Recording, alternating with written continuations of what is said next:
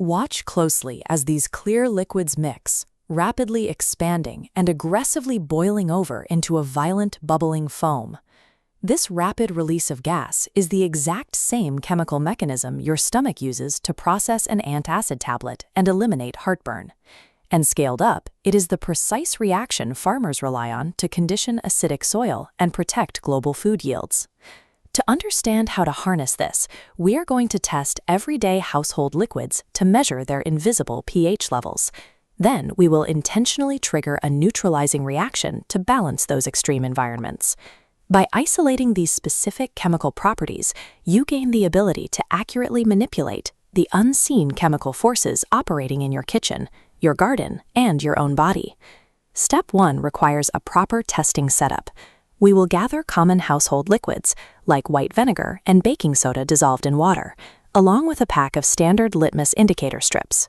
When we submerge a strip of blue litmus paper directly into the vinegar, the paper instantly shifts to a bright red color. That immediate red shift identifies the liquid as an acid. It tells us that the vinegar contains a highly reactive concentration of positively charged hydrogen ions. Next, we run the counter test. Submerging a strip of red litmus paper into the dissolved baking soda causes an immediate shift to blue. This reaction flags the slippery liquid as a base, meaning it is packed with negatively charged hydroxide ions. This chart displays the universal indicator scale, running from 0 to 14. The deep red end represents highly concentrated acids. The green center marks neutral territory at exactly 7.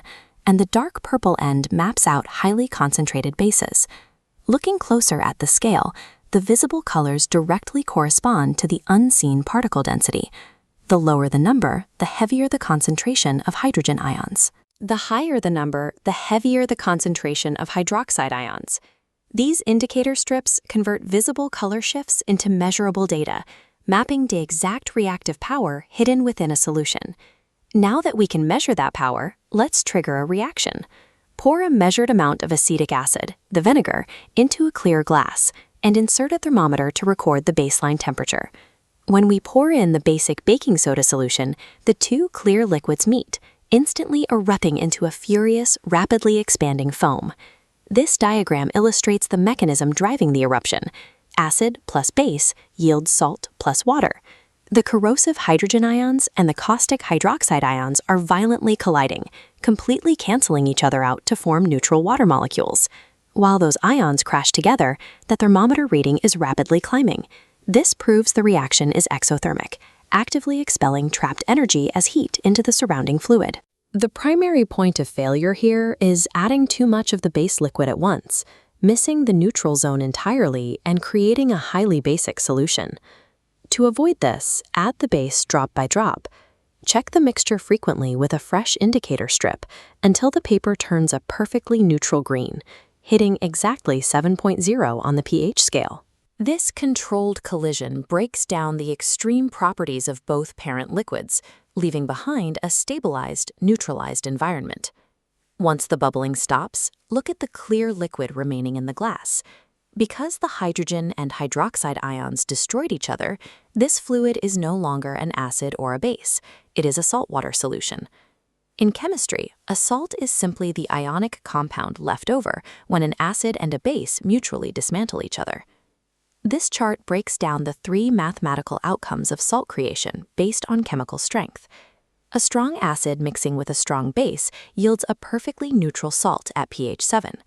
A strong acid overpowering a weak base leaves an acidic salt, and a weak acid mixing with a strong base yields a basic salt above pH 7.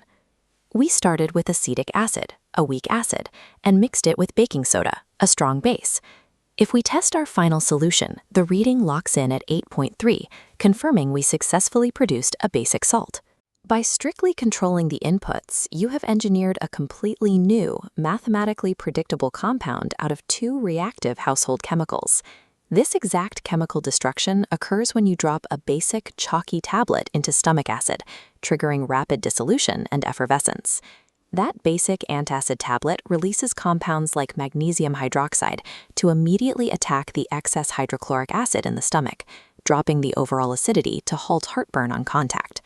Scaling up, the principles remain identical. If the pH level of agricultural soil drops too low, the highly acidic dirt stunts root growth and destroys crop yields. To fix this, farmers continuously test their fields and intentionally spread calcium hydroxide, a dry basic powder, to force a massive neutralization reaction and bring the soil back to a survivable, fertile level. The reverse approach is used in food preservation. By intentionally flooding a jar of vegetables with vinegar, which carries a pH of around 3, you create an extremely acidic environment where harmful bacteria physically cannot survive. Whether treating the human gut, regulating acres of farmland, or sealing a pantry jar, monitoring and adjusting the pH level is a critical mechanism for maintaining biological survival. Through these steps, you have mapped out the unseen spectrum of hydrogen and hydroxide ions, deliberately triggered an exothermic reaction, and mathematically engineered a stable basic salt. These colored indicators clearly map the parameters of your chemical environment, providing immediate visual proof of the underlying molecular state. Now, take a strip of indicator paper and deploy it in your own environment.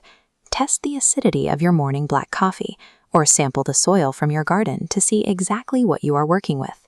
Acids, bases, and salts drive every biological process we've covered. By measuring and neutralizing them, you move from observing chemistry to actively balancing it, whether you are conditioning soil, preserving food, or regulating your own digestive health.